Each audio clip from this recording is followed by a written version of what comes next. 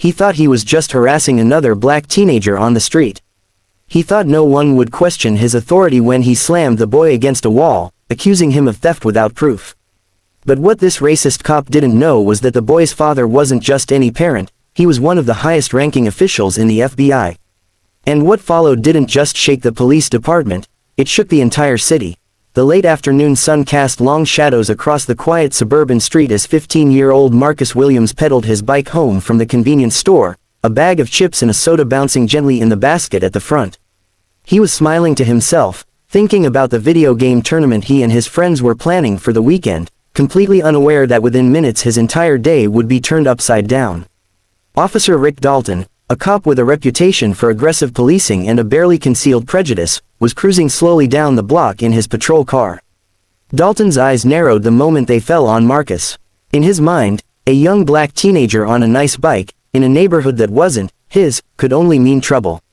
Without hesitation, Dalton pulled over, stepped out, and barked, "Hey you! Stop right there." Marcus froze, confused. He wasn't doing anything wrong. "Sir?" he asked cautiously, hands still gripping the handlebars. Dalton strode over, his hand already hovering near his holstered gun. "Where'd you steal that bike from, huh? Don't play games with me, boy. I know a stolen ride when I see one." Marcus's heart raced. "I didn't steal this, it's mine. My dad bought it for me last Christmas." Dalton sneered, his voice dripping with condescension. "Yeah right, and I suppose your dad Santa Claus too? Don't lie to me, empty your pockets." Marcus stammered, "I didn't do anything. I just came from the store, look." He held up the receipt, his hand trembling. But Dalton wasn't interested in proof. He grabbed Marcus by the arm, shoving him against the patrol car. The soda can burst open, spilling sticky liquid across the pavement. "You think you can walk around here like you belong? I know your type, always stealing, always lying," Dalton spat, pulling out handcuffs. A crowd began to gather. Neighbors peeked from porches, some recording on their phones. Marcus tried to protest, his voice cracking, "Please, just call my dad." Dalton rolled his eyes. "What's he gonna do? Yell at me? Save it, kid. Thieves don't get phone calls until they're booked." The humiliation burned hotter than the sun on Marcus's skin. His wrists were yanked behind his back, metal cuffs biting into them. He thought of his father, Special Agent Anthony Williams, a man of quiet authority who had taught him never to bow to injustice, to always hold his head high. If only Dalton knew who he was messing with. If only he knew the storm that was about to crash down on him. Marcus was shoved into the back of the patrol car as Dalton radioed in, boasting about catching a bike thief. Marcus sat in silence, his chest tightening with every breath. He replayed his father's words in his mind, "If anyone ever treats you unfairly, stay calm. Don't give them more reason to hurt you. The truth will come out." But staying calm felt impossible as Dalton smirked in the rearview mirror, driving recklessly, as if enjoying his little display of power. At the precinct, Marcus was marched inside like a criminal. The booking officer looked skeptical. "Rick, he's just a kid." But Dalton shrugged. "A thief's a thief. Let's get him processed." They took his fingerprints, photographed him, and locked him in a holding cell. Marcus sat on the cold bench, staring at the floor, shame and rage twisting together inside him. Meanwhile, Anthony Williams was finishing a briefing at FBI headquarters when his phone buzzed. He frowned at the unknown number.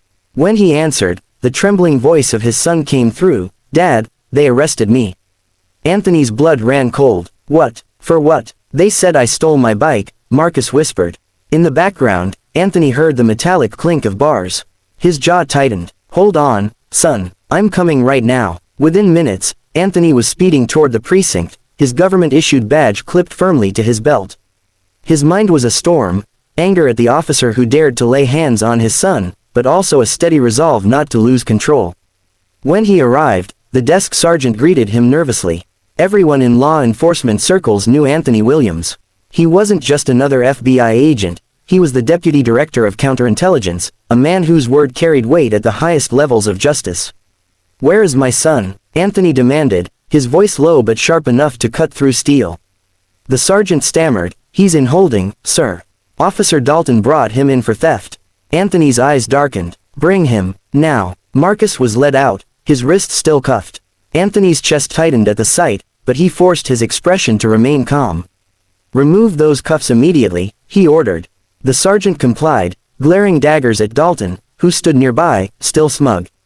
"This is standard procedure," Dalton muttered. Anthony turned, his voice icy. "Standard procedure is probable cause. Standard procedure is evidence. Tell me, officer, did you have any?" Dalton faltered, but pride wouldn't let him back down. He looked suspicious. A kid like that on a bike like that, it didn't add up. Anthony stepped closer, his presence towering. "You racially profiled my son, brutalized him, humiliated him, and locked him in a cell without a shred of evidence. Do you know who I am?" Dalton scoffed. "Doesn't matter who you are.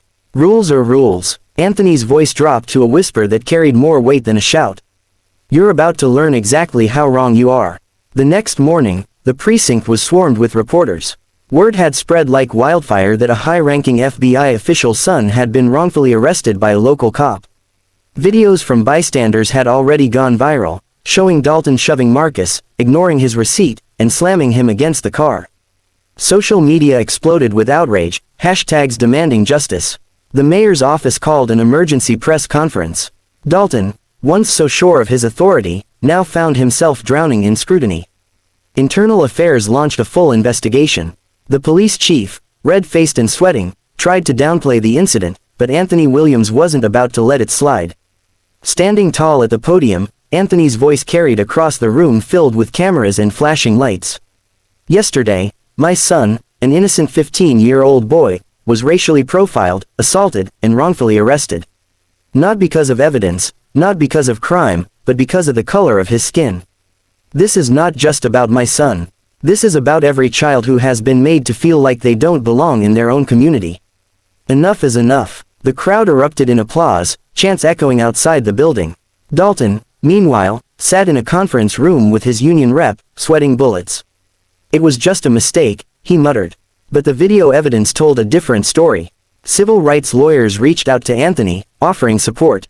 Community leaders rallied, demanding Dalton's immediate suspension. That night, Anthony sat with Marcus at home, the boy still shaken but stronger with his father beside him. "Dad, why did he hate me so much?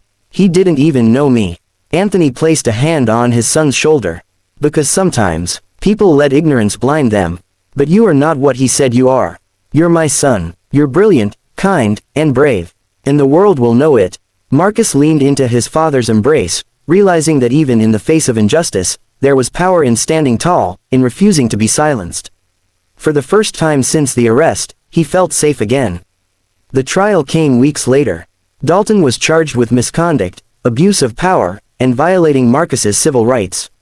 The courtroom was packed, journalists, activists, law students, and ordinary citizens who had been following the case. Marcus took the stand, his voice steady despite the weight of the moment. He recounted every detail. The accusations, the rough handling, the refusal to even look at his receipt. The jury watched the viral video clips over and over, each frame a damning indictment. Dalton tried to defend himself, claiming he acted on instinct, but his words rang hollow. His arrogance, once his shield, had become his downfall. In the end, the jury found him guilty. Dalton was stripped of his badge, sentenced to community service, and banned from ever working in law enforcement again. As he was led out, humiliated, Marcus looked at his father, who gave him a nod of quiet pride. Justice had been served, not just for him, but for countless others. Months later, Marcus stood at a school assembly where he was invited to speak. Looking out at the rows of students, he said, "I was arrested for something I didn't do. I was accused because of how I look. But I stand here today because I didn't stay silent. My father taught me that justice isn't something you wait for, it's something you fight for. And no matter who tries to tear you down, your worth is never defined by their hate." The auditorium erupted in cheers. Anthony watched from the back, his heart swelling with pride. His son had turned pain into purpose. The racist cop had tried to strip away Marcus's dignity, but instead, Marcus had risen higher than ever. And in that moment, father and son both knew, they had not just won a battle. They had sparked a change. Injustice thrives in silence, but silence ends with us. If this story moved you, share it so others remember, no child should ever be judged by the color of their skin. Stand up, speak out, and be the voice that breaks the cycle of hate. Together, we can make justice louder than prejudice.